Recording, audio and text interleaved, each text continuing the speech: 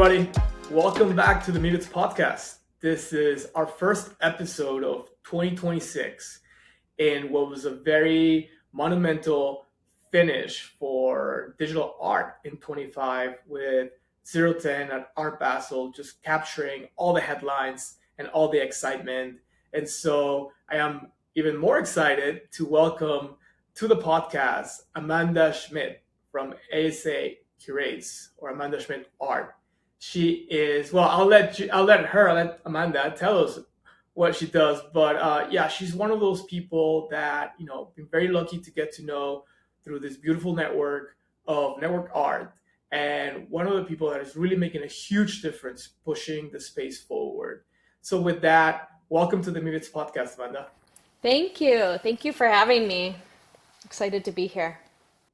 Awesome. And obviously, we're on the eve of the 10,000 exhibit at Node next week in Palo Alto. Definitely want to talk about that, but just want to say thank you for giving us the time in such a busy, week leading up to it. We're just talking before the podcast recording. You mentioned it's been, a very, very, very busy 18 months planning for this. So yeah, definitely, we appreciate the time. Why don't we jump right into it? What is it that you do? I think I would probably butcher it. I took some notes here. So you do full service art advisory, which for a lot of us that came into the space as DJs, it sounds like very, very fancy. So I would love it if you could just Probably kind of sounds like pretty corporate too. maybe just translate it to us, because yeah, obviously you're a big part of Web3 and NFTs. So how would you explain it to our audience, which is mostly um, NFT collectors that came to art that way? So essentially, what I do as an art advisor is I help collectors identify works to buy and to build their collection. And that art can be physical art like paintings and sculpture, or it can be digital art and networked art, etc. I guess when you look at my kind of full service, I think I add that because there are a lot of art advisors who simply just focus on the buying of the art. They help people identify and they buy, and then they're out the door. Whereas I see things from start to finish, and the clients that I work with usually have a longer term horizon and ambition for what kind of collection they want to build. They're not simply just going to an art fair and buying a few pieces, they're building collections. And so full service means not just buying the art, but also taking care of the art. So the collections I work with, we're doing the collection management, inventory, insurance, condition checks, like all the things that happen in the post sale process. But it's also building relationships with museums, it's building relationships with the artists in the gallery, and having setting up and kind of identifying and executing a long term vision for those collections. So it's a great job. It's very fun. A lot of people look at an art advisor and they're like, "That's so great! You get to buy art," and that is one of the best parts of doing it. But there's many more aspects to what we're doing behind the scenes. That definitely sounds a lot of fun. A lot of us bought a lot of art in 21, so definitely understand the joy of purchasing it. Maybe some purchases were not, so joyful 4 years later, but that's for another time. And so how does I have one? to say on that, another really important thing of what I do is I'm not telling somebody what to buy. The most important thing I do is I tell them what not to buy. The most important thing is saying no to an artwork. So all those people who may have bought a lot of art in 2021, having an art advisor sometimes is somebody that helps you restrain yourselves from just buying anything that you see and thinking more carefully about what you want to be buying and having a strategy.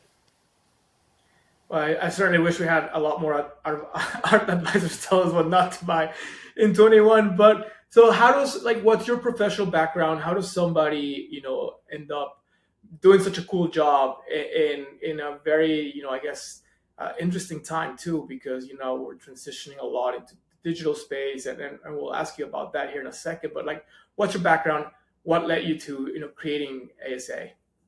I've been working in contemporary art since 2006, and I've worn many different hats. I've been a curator. I've been a director of an art fair. I worked at a publication. I'm a writer myself.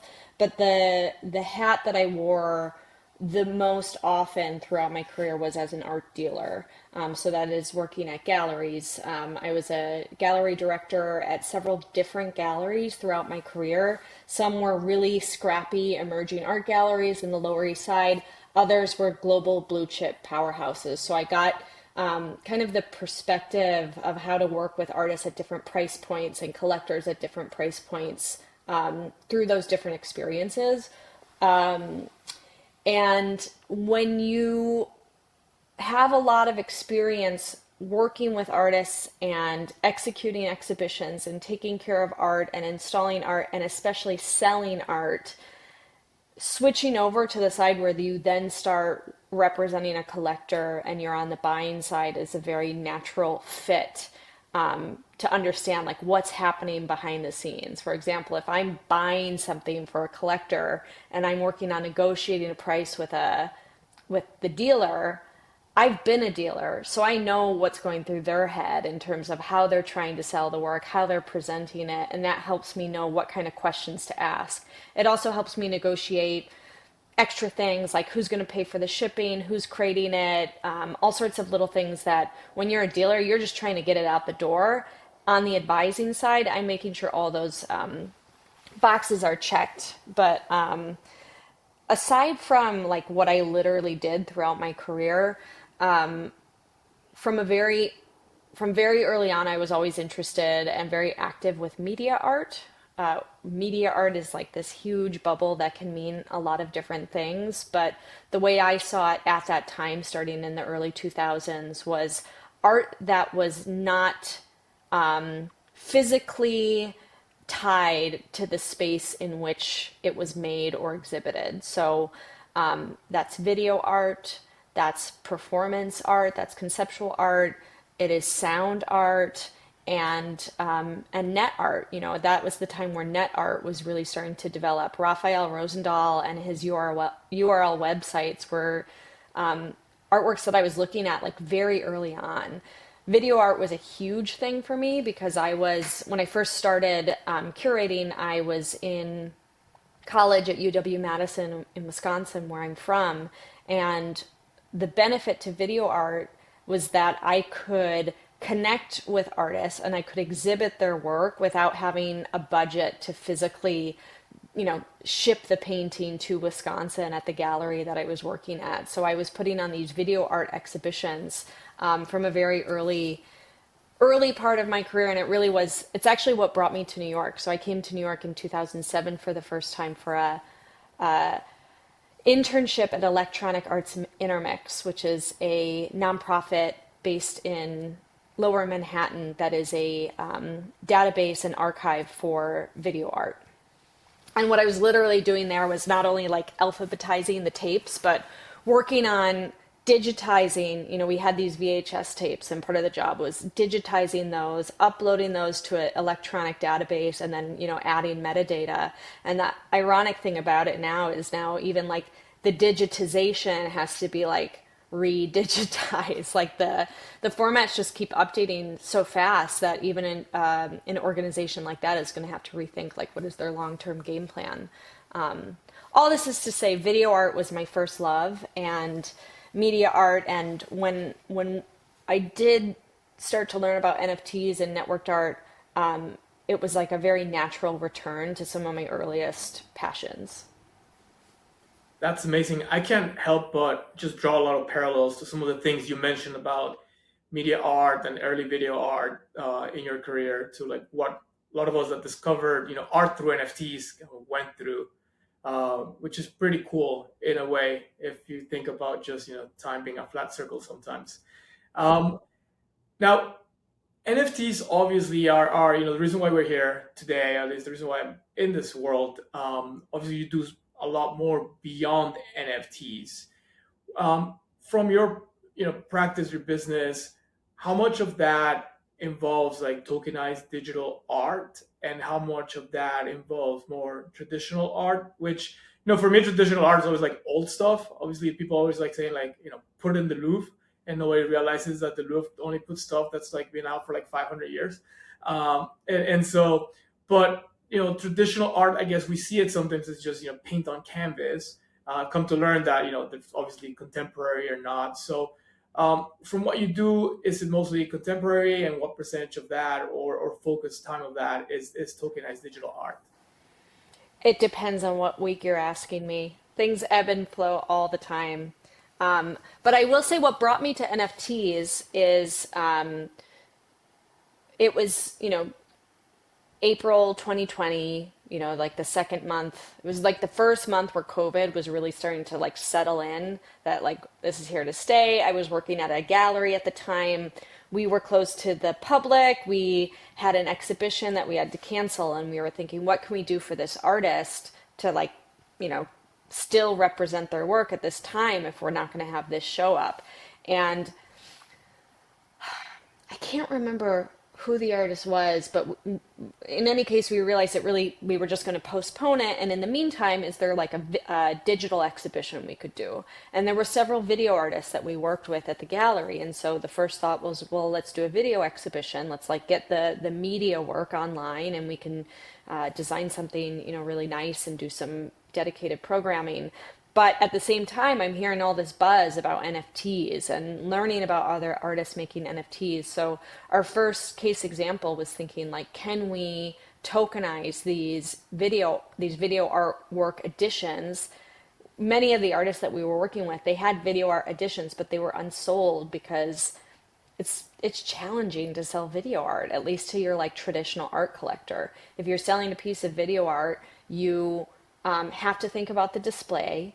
You have to think about the authenticity of the file, because most often you're just like, you're going to get the .mp4 or whatever on a thumb drive, and then there's going to be a certificate that's like a literal PDF, if not a piece of paper with a pencil signature. It's just clunky. And we thought, well, if we could tokenize this, maybe we can kind of like ride the wave of this moment, test out this new technology, and also potentially find like a new collector base for it. So actually none of the artists that we worked with at the gallery went in that direction, but it did get me into NFTs and learning about NFTs. That's early, by the way. Wow, that's like a Oh, full really? I year thought I was before late at the time. Well, we didn't really April 2020. Yeah, that's I a was definitely full. hearing about it. That's amazing. Yeah, I didn't hear about it I until mean, like it's nothing February. like 2017. Fair That's enough. ancient. Fair enough. Fair enough. But even looking back at 21, which is when the majority of us came in, it's been 5 years already, which is crazy. Um, so you're looking for ways to. It's funny, right? Because a lot of what happened with digital, I guess NFTs, PFPs and everything else, crypto itself was because of COVID, getting stuck indoors and mostly out of boredom. But for you, it's mostly like, hey, what do we do with this business now? Now that we can't have people coming to the gallery. I'm curious. Obviously, no names, but why did the video artists that you were working at were they just not okay with minting? We hear a lot about obviously traditional established artists that decided to sidestep NFTs for a variety of reasons, from environmental, the fact that it's crypto. Just out of curiosity, what do you think led those early artists not want to go this route?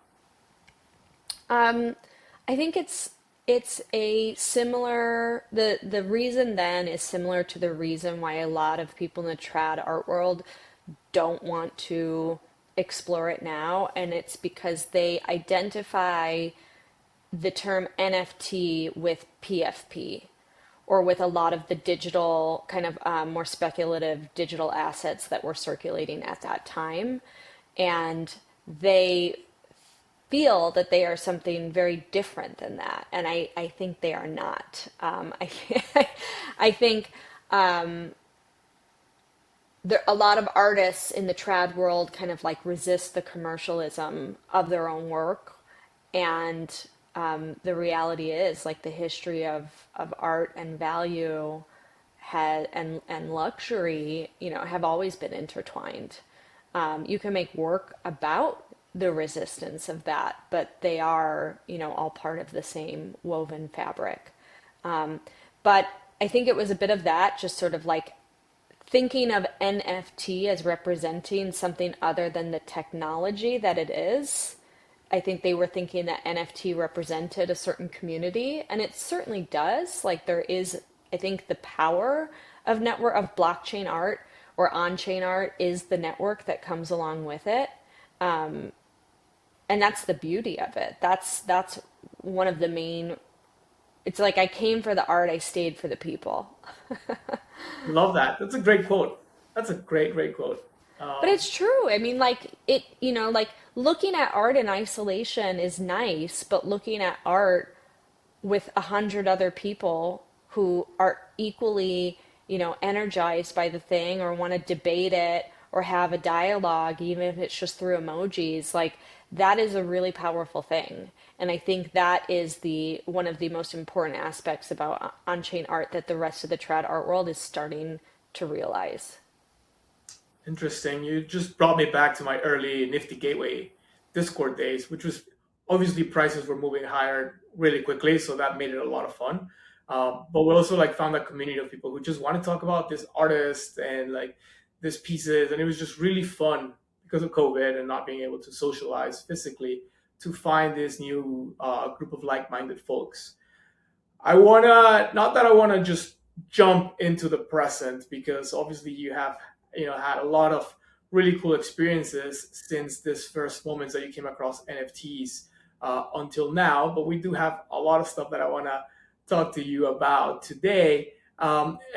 Before I move to like let's say the fall of 2024 with 25 with Toledo and then Miami, what would you say is like the biggest like learning for you from call it 21 till 24 being so close to big collectors and just the overall industry on the call it NFT art side of the world? Like what is the thing that when you look back, like let's say in 20 years when you look back at 21 to 24, what do you think is the thing's going to just jump out to the top of the mind for you? Um, for sure, like the turning point for me and also for the collectors behind Kanbas was Bright Moments Paris, which was in early 2023. We had been aware of Bright Moments for a good year before that, and I unfortunately missed the opportunity to go to Bright Moments Buenos Aires, which was just a few months before. It's like one of my biggest regrets is not having been present at some of the earlier Bright Moments. The good thing is that we made it to Bright Moments Paris, but Bright Moments Paris was the first time that we did minting.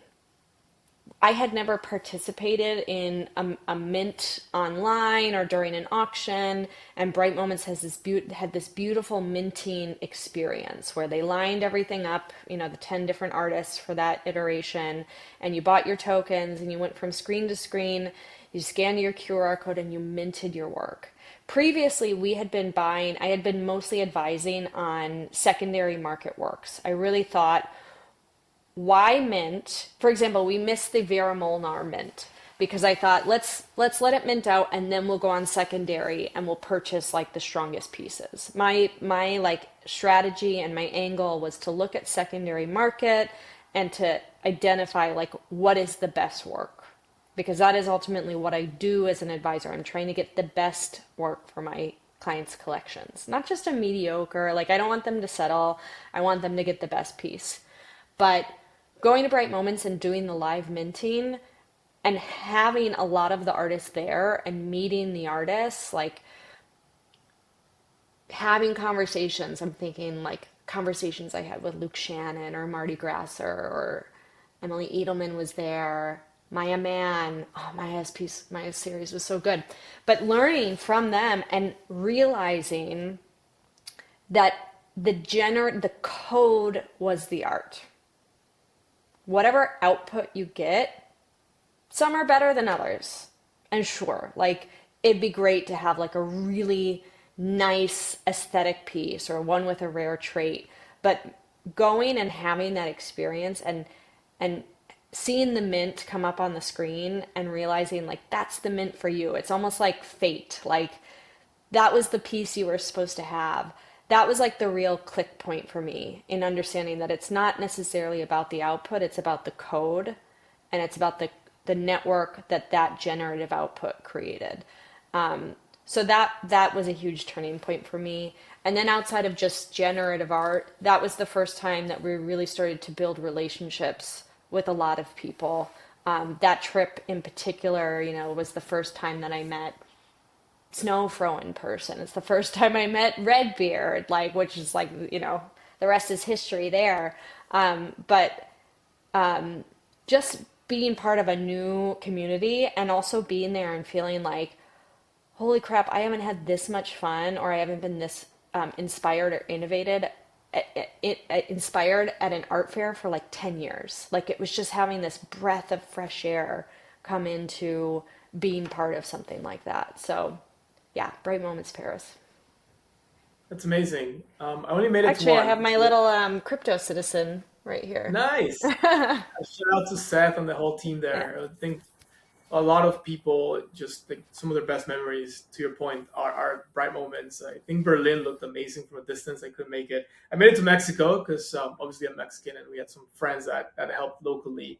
And that was awesome. So I can just imagine how that changed the experience for you. And I think it's also so cool hearing you, an art world professional, talk about the experience of minting, giving it a different level of meaning, which is what really caught a lot of us as well, almost by surprise. Like, why is this, art thing, something that I maybe didn't care about too much before? Now it's become a whole part of my personality.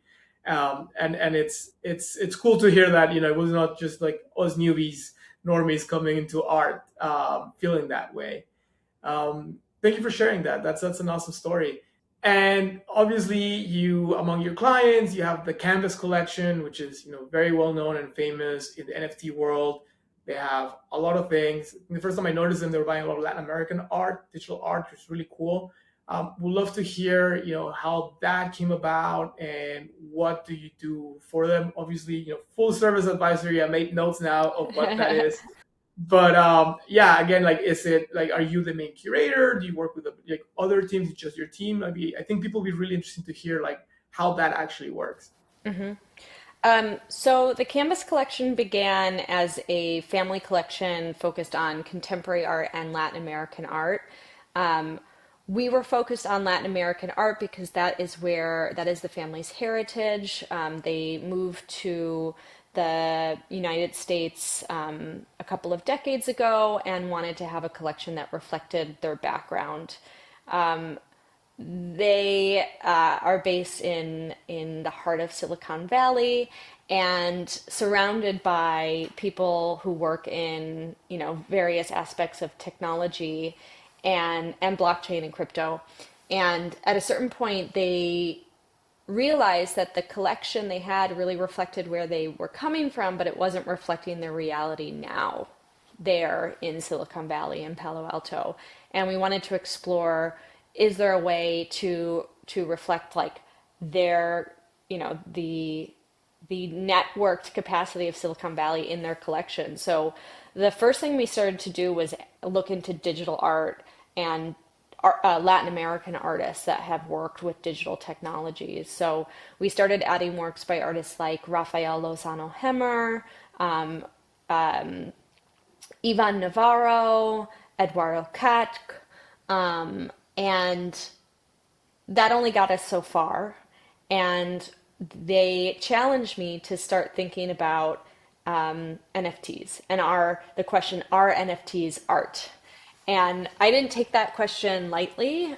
We debated this for 6 to 8 months over kind of like loose conversations and in a very inspiring email chain that went back and forth. And one of my first sort of reports said, out of everything that I see and that I'm researching, I think CryptoPunks are the most interesting and are the thing that looks the most like art and is the thing that will be most relevant art historically in 100 years' time. So we started by adding a CryptoPunk to their collection. And that was sort of the Pandora's box that opened the gates to then looking more into NFTs and generative art. Shortly after that, we did add autoglyphs to the collection, and then we added Meebits to the collection. So we were all in on Larva Labs, but definitely the CryptoPunk was the gateway piece to have us learn about NFTs. And I was very lucky to meet Matt and John early on in this conversation and in this research. And meeting Matt and John also meeting Matt and John was like, that was the next thing after Bright Moments Paris. Like to meet them and sit in front of them and to listen to how they make their work and how they think about it. It's very, very different from most of the artists that I've worked with in my career in the best way. And the fact that they thought of their art as a product, like they wanted utility in their product, like even thinking about Meebits was like, how can people use this? How can people go out in the world and take this thing and interpret it and make it their own? Like that is something that you don't hear a lot in from like a painter, for example. But I kind of digress. But I will also say like I work with a couple of other collections that are not really into NFTs, but they do have CryptoPunks. So CryptoPunks are and I'll say it now, I'll say it again, but I think they are one of the most consequential artworks of the 21st century and will really be a portrait of this early moment of this millennia. Well, I can't say I disagree with that. And we should get some Meebits into those other collections as well. You mentioned there that punks were kind of like the key that opened the rest. Obviously, meeting Matt and John was a big part of that. My experience meeting poor Matt actually, because every time I saw him the first 2 years in public, I would just harass him about Meebits. Um, Obviously, very different relationship now. But as you started going beyond larva products, punks, glyphs, Meebits, obviously generative was a big part. I think the industry as a whole kind of agrees those are like the safe bets. How do you start thinking as a curator, as an advisor about the rest of the space, the rest of artists, call it mediums, photography, all that other stuff? What are the elements that as you put together those what's called reports for your clients? How do you think about the world? Is what I'm trying to ask. I guess the world of NFT art. Well, I guess like a case example is I'll stick with Canvas because their story is so well documented. Yes, we started with CryptoPunk. Shortly after that came some ringers, some fidenzas. Like we were definitely focused on generative art first and foremost. Then we started learning about other artists that were using AI, for example, like Claire Silver, learning about artists like Beeple and the way that he uses his various technologies and interfaces, or Grant Yun and like his digital paintings. Eventually, we learned about Sam Spratt and the way like the way that like the networked narrative is built into his artwork. Like there were so many different layers to discover, but it was also really important and apparent to me from the beginning that and this goes for like really any collection that I'm working on. This is not just the Canvas collection, but like if you are building a collection of really blue chip works, blue chip meaning like the most visible, usually the most expensive and the hardest to access, you cannot that cannot exist only at that level. You have to be collecting work by emerging artists all the time because you need to support the new ideas that are coming in. A collection cannot remain stagnant. If it does, then there's like, where's that going to go? Like the artwork doesn't exist in a vacuum. Like the history of art is the history of networks and how artists share their ideas with each other and the new ideas that then come out of that. So that's why like participating in new mints, like we try to always participate in new mints as we're learning about them. Unfortunately, I miss so many of them. So like, please, any of the platforms or, people who are running mints, like make sure I'm on your mailing list because I really sad when like something mints out and I'm like, I didn't even hear about it. Um, but like one initiative we did in the summer of 2023 was this kind of like Twitter campaign called Mas Kanbas, where we wanted to like learn about more artists in Latin America that were working with NFTs, because the internet and Twitter, X, whatever, social media in general is a powerful, powerful platform. The fact that I can connect with an artist in Chile and Venezuela and Colombia, like today, and look at their work and buy it, and that makes a difference to them and their community and where they are, is incredible. And it adds narrative to the existing works in the collection. When you have a Carmen Herrera painting and you put it side by side with a work by Jimena, like both of those add to each other. It makes Carmen's work more relevant, and it positions Jimena alongside, this major 20th century, iconic abstract painter, and that lifts Jimena up. So it's like it's additive and it's necessary if you are building a collection. You make me really excited about just going to look at art now after this. Uh, it's so that's from like the collector's perspective. Now I know you just teamed up with somebody from also ASA to launch a new company that's looking at helping artists. I think it's Chaos Agents, Chaos right? Agency. Chaos Agency, yes. Yes, we are And chaos so agents. let's go. So, what is it that first of all, like inspire you guys to go in this direction, and also start advice for artists? And I guess what's the main difference when you're speaking to that side of the table? Yeah. So, as someone who worked at an art gallery for nearly 15 years of my career, I've worked a lot with artists. I understand how to produce exhibitions. I understand how to work long term with artists. I know how the art market works on the trad side of things. Since I've gotten into the NFT and Web3 world, I have to say, it's been a really sharp learning curve, especially at first. Like, I remember just like coming into to the scene and being like, what does all this mean? And who are these people? And who's Redbeard?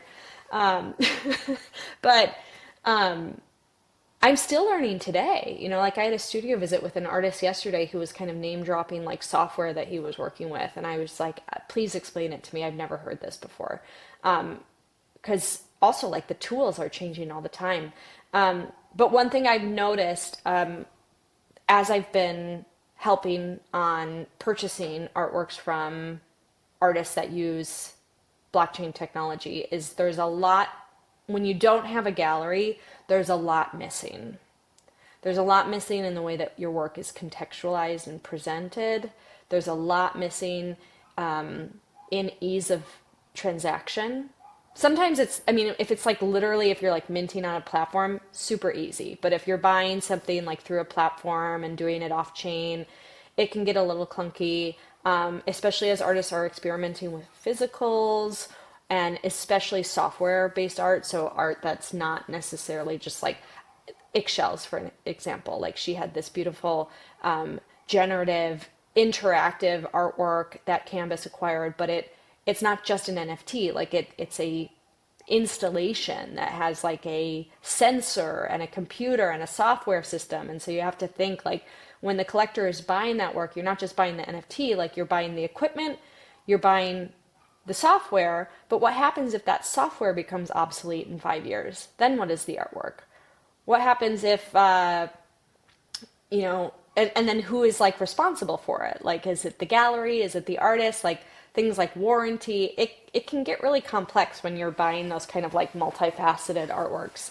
And so Janet Twang, who worked with me at the art advisory for several years, over her time, she's been just an integral member to building the Kanbas collection. She really has so much technical expertise. She is the one that taught me nearly everything I know about NFT technology. And but she just built so many beautiful relationships with artists over the last few years, and kind of realized that that was her strength and where she wanted to spend her time. So we together started this other company, KS Agency, where rather than helping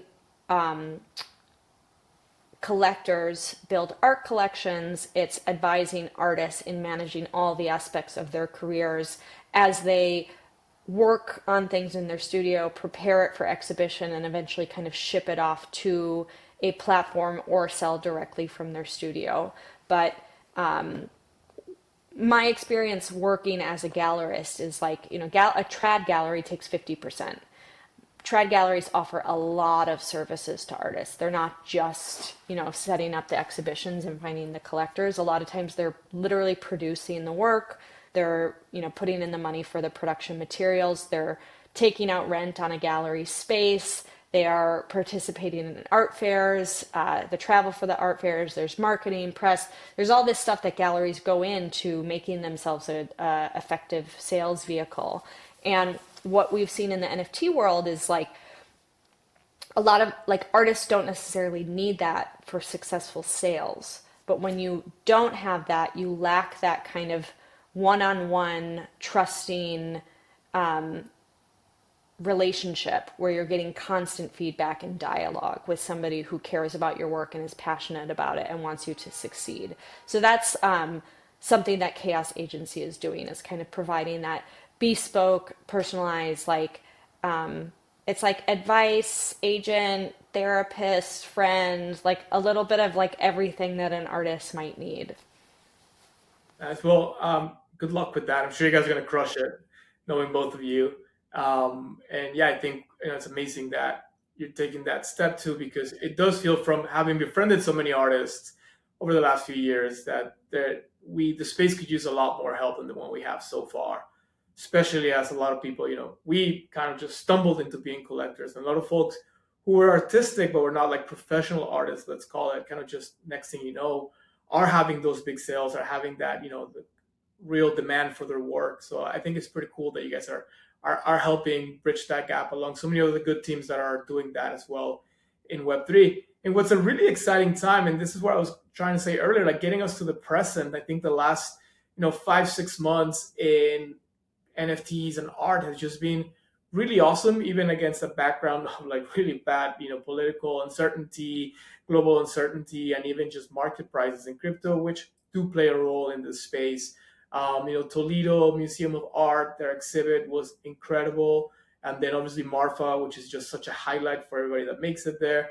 And Basel with 010, which was, I think, I don't know about your expectations, mine were definitely a lot lower than what came through. So why don't we go one by one? Toledo, you guys were obviously involved with the Sam Spratt piece and so many of the other artists, both for Kanbas and I'm sure some of your other clients.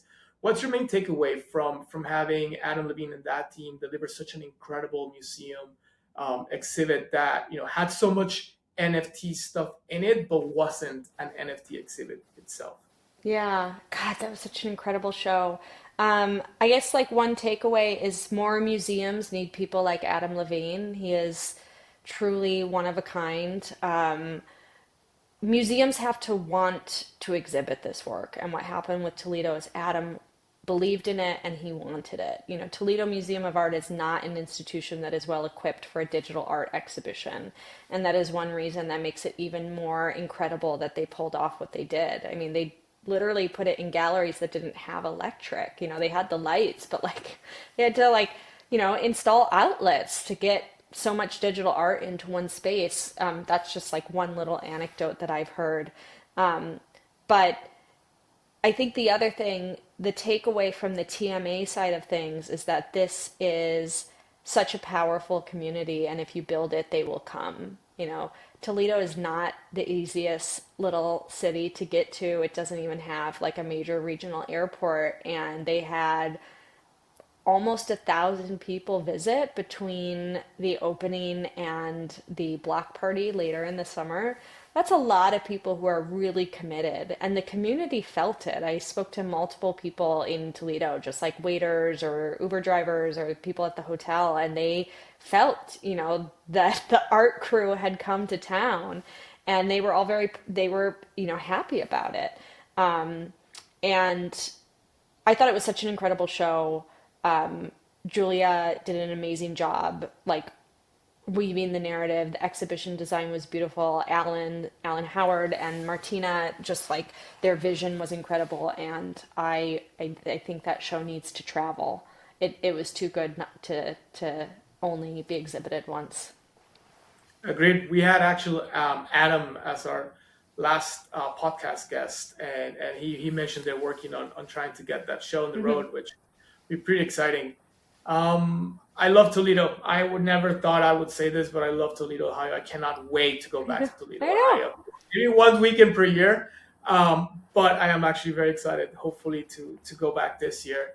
Now, Marfa, I don't know, had you been before? I Same thing. Life just kept me away from Marfa until this year. We had the Meebits exhibit as part of the broader Larva Labs gallery at the Art Blocks house, but it almost felt like a homecoming for so many, and then just a welcoming party for the rest of us who maybe were around but hadn't been there. And it's such a magical place. What would you say to somebody that maybe hasn't been to Marfa but likes this whole world?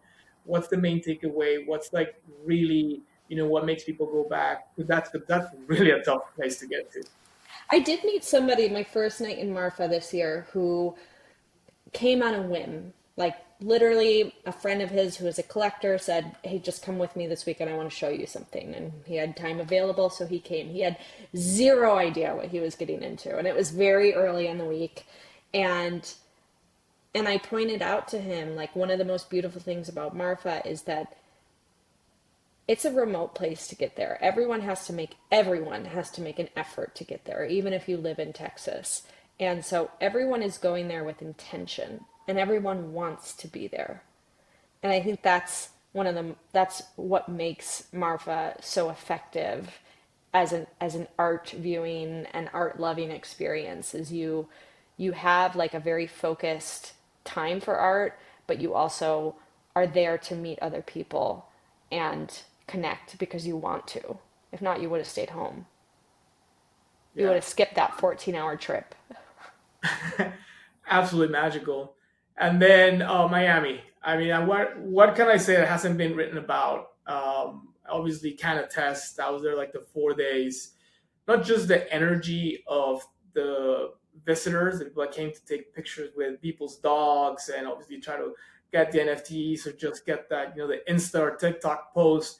What to me is not a surprise now that I think about it, but I was not expecting to see was the rest of us who are in Web3, who like NFT art, who were probably just there to like hang out and support. And it became like a little army of ambassadors. I saw AC, I saw so many other people who were there like 4 days, literally like giving tours to like random old people that are walking by, like, "Hey, what is NFT?" Like literally people running, going to get coffee for those that were in charge of the exhibits that couldn't like step away because he was so busy. And it just felt like like when you have visitors coming to like your family house, and your mom will like go and like make sure the best silverware's out, and then like the cousin who maybe doesn't need like do a lot with you, but like you just feel like hosts, and everybody just throws a huge party for them. And yeah, that to me was like the most amazing thing. I don't know for you, from your perspective. Obviously Kanbas did some acquisitions there, and I saw you walking around with some clients doing work on the rest of the fair. But when it comes to 010, what would you say was for you kind of like the biggest highlight? I mean, there's so many highlights, but I think what I'll do is I'll share two anecdotes that give like a good perspective on how it was effective. First is on the first day of the fair, I was at the fair with a client that collects traditional contemporary art. And like we had a couple of pieces on our mind. Like we were really busy that first day, like really specifically trying to follow up on some holds that we placed and looking at some more historical artworks from the 1950s and 60s. and I didn't even bring them to 010. We were like on the other side of the fair.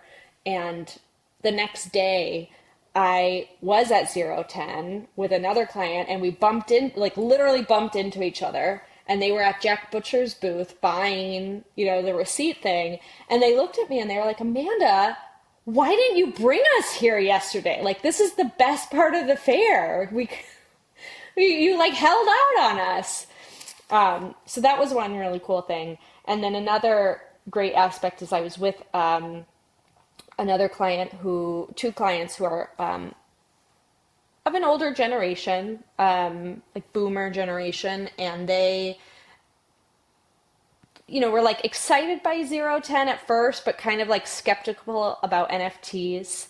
And then we started talking about it, and we were specifically standing in front of the Kim Asendorf wall, and I was explaining to them how he makes his work and what it is, and they were like, how cool, like I could buy it, and everywhere I go I could put it up on a screen.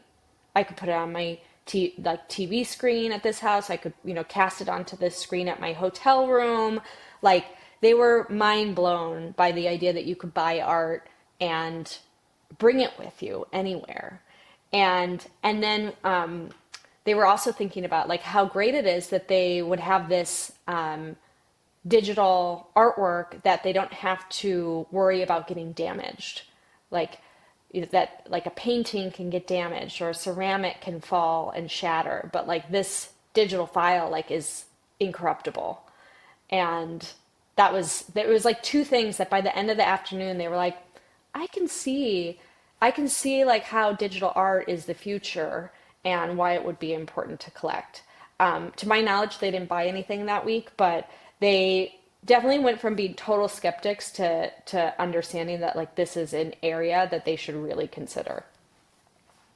I love that. I love that. It's yeah, those are really good stories.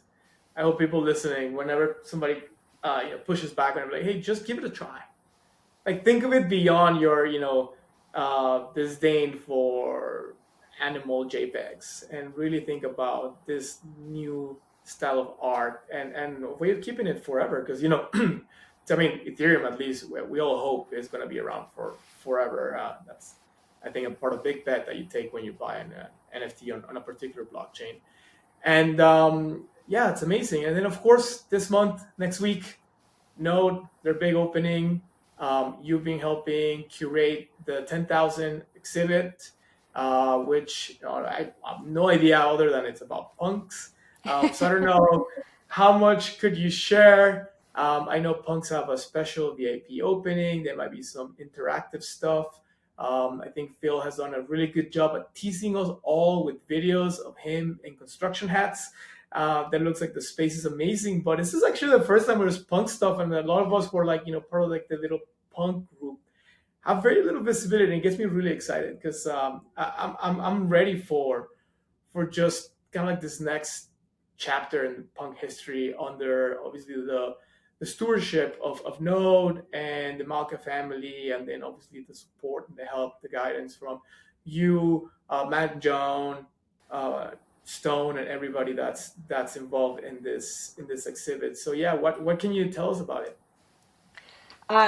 So 10,000 is the first solo exhibition of CryptoPunks.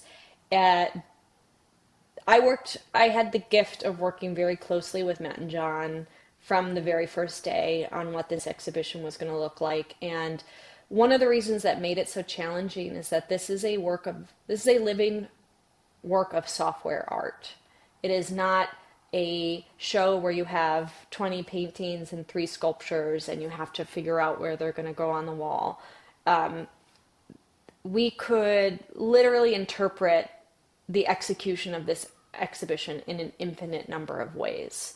So when you have infinity in front of you, like, where do you start?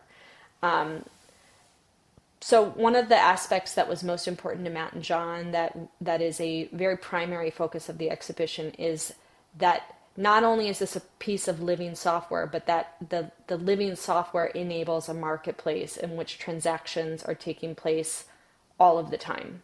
So the marketplace, CryptoPunks as a marketplace, is a very important aspect of this exhibition. It's not just about the aesthetics of the pixelized portraits, which is a very important aspects of the show. One of the things that I brought to my kind of like curatorial thesis was that punks are a typology of the 21st century, that it's as important as like Sanders photographs were at the beginning of the 20th century. CryptoPunks will be the portrait of humans at this juncture in time. But Matt and John really wanted to focus less on the punks themselves and the portrait, and more on the marketplace. So we are going to be feeling the marketplace in a very visceral way. Another thing is I really wanted to exhibit the code. So we have exhibited all 246 lines of code. That's a really important factor. Like I was saying about Bright Moments Paris, like the code is the artwork. And I'm somebody, I'm not very well versed in code. I'm kind of sad about that because I would love to look at a piece of generative code and be like, like because I hear that from engineers, like they're like, but did you see the code? When I hear people talk about like Manolo, for example, like they're like, but his code is like so beautiful. So we wanted to focus on that, not only because it's an important aspect of the work, but Node is situated in the heart of downtown Palo Alto. And the chance of somebody coming into that space who reads code is much higher than a lot of other places where this exhibition could or might eventually take place. And so we wanted, Palo Alto is also not, Silicon Valley is not necessarily known for contemporary art. It's known for technology. And so we wanted this show to speak to that demographic, that you're not going to expect somebody to come in and be looking for art, but they might be looking for something else. So having an opportunity to have that connection and touch point early on in the exhibition is really important. I guess what I could say is the show kind of breaks down into several different sections that we've kind of demarcated by the numbers. So the numerology of CryptoPunks is important. You have the 246 lines of code. You have the one marketplace, 4 different actions that can take place on the marketplace. You have 5 types with 87 different attributes made out of 221 different colors in the palette that they chose, that made only 10,000 CryptoPunks when they were minted. And one thing that I've said this from day one, 10,000 is a big number. On one hand, it's also, in the grand scheme of things, minuscule. And especially as we go into a more scaled, networked, maybe even interstellar society in the next 100 years, 10,000 is a very small number. So my hope is that people come in, especially somebody who's just learning about CryptoPunks, is maybe you will think, oh, 10,000 is a lot of artworks by one artist. I want a visitor to leave understanding that the chance of these 10,000 existing and the chance of even owning one of these 10,000 NFTs is very, very rare. I am so excited. I'm just sitting here thinking, man, is it next Thursday yet? Friday yet?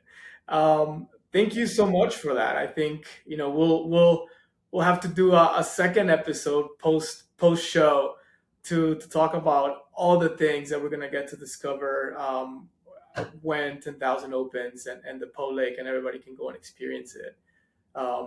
Those Thank you for sharing that. Definitely, if I was excited again, I'm like, you just tell I'm excited. I don't even know what to say. Thank you Um, for having me. And yeah, let's definitely do like a debrief. We should have like a group on to talk Before I about the let you show. go, though, you're in the Meebits podcast. You have another minute. I would Yeah. love to ask your professional perspective uh, about Meebits. You know Larva well. You know their body of work. For us at Meepco, Meebits are art. That's fun and functional, and that's Hmm. our North Star, and that's the direction that we are building on. But yeah, you're a professional, art advisor, and you've done so many things specifically with Larva Labs.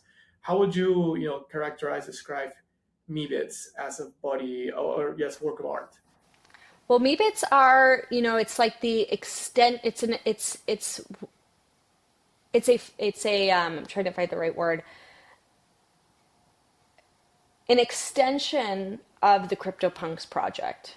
First of all, the actual mechanics of how they were made and minted on the blockchain are different than the way that CryptoPunks were made, but they also go into the 3D.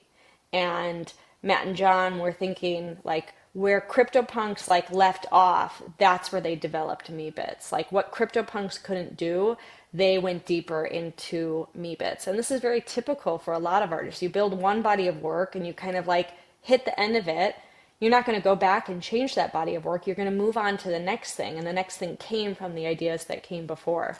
And I know that Matt and John really are optimistic or bullish, we would call it, about the metaverse and the ways in which our avatars will be used in the future. And Meebits have this utility that you can take your Meebit and use it in many different contexts. And actually, before this call, I'm not much of a gamer. I loved playing games when I was a kid, but I don't do it so much anymore. But I have a kid who is only 3 now, but he's going to grow up and he's going to be interested in these things.